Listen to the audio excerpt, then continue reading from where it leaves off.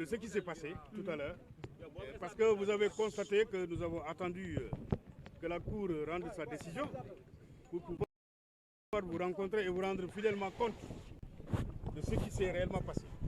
Ce matin, nous avons plaidé ce dossier devant la Cour, et en l'absence évidemment de M. Ousmane Sonko, qui est le principal prévenu, et qui par ailleurs avait fait appel de la décision qu'il avait condamnée en première instance pour le délit de diffamation.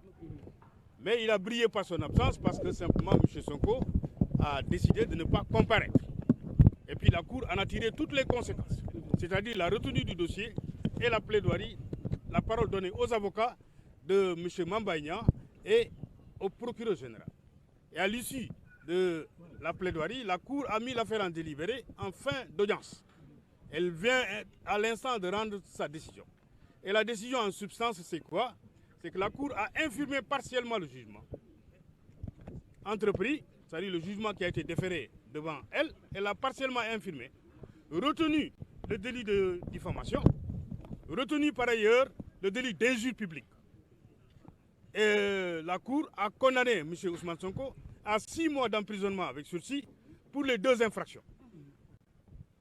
Et a confirmé les 200 millions de dommages et intérêts qu'il doit payer à M. Mambaïna. Mais par ailleurs, la Cour a fixé la contrainte par corps au maximum. C'est-à-dire aujourd'hui, si Mambaïna doit exécuter cette décision et que M. Ousmane Sonko ne paye pas le montant des dommages et intérêts, évidemment, M. Mambaïna a la possibilité de l'envoyer en prison par le biais de la contrainte par corps, qui est fixée au maximum par la Cour, c'est-à-dire 2 ans. Donc, par conséquent, ce qu'il faut retenir, c'est que cette décision est intervenue. Elle permet à M. Mambaïna, au moins, d'avoir la contrainte par corps. Cette contrainte par corps lui permettra demain de l'exercer contre M. Ousmane Sonko, contrairement à ce que M. Sonko dit. Mambaïna d'une jot khalisam. Il recevra son argent, en quelque sorte. Et bien évidemment, on va vous poser la question quand même, à savoir si aujourd'hui une telle décision pourra impacter pour les élections. Est-ce qu'il sera éligible? Je vous pose directement la question. Bon, en fait, moi, en tant qu'avocat, ce que je peux dire, c'est que les avocats d'Ousmane Sonko, eux-mêmes, lors d'un point de presse, avaient déjà défini les contours d'une inéligibilité de Ousmane Sonko. Donc Ousmane Sonko lui-même, ayant été condamné à 6 mois à sortir du sursis, il est bien évident que si cette décision est définitive, M. Ousmane Sonko est définitivement exclu de la course. Qu'est-ce que vous voulez dire par définitive en fait? Définitive, c'est-à-dire il y a des voies de recours encore. Parce qu'il a 6 jours à compter de la notification de la décision pour se pourvoir en cassation.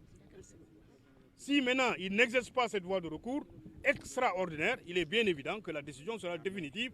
Et il me semble que la conséquence du caractère définitif de cette décision, c'est de l'exclure définitivement de la course à la présidence.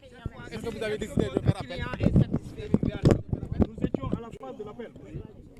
La phase de l'appel, elle est épuisée. Est-ce que cette décision satisfait à vous en cassation, il appartient à M. Ousmane Sonko éventuellement d'exercer cette... Mais vous êtes satisfait? Nous, on est satisfait de la décision.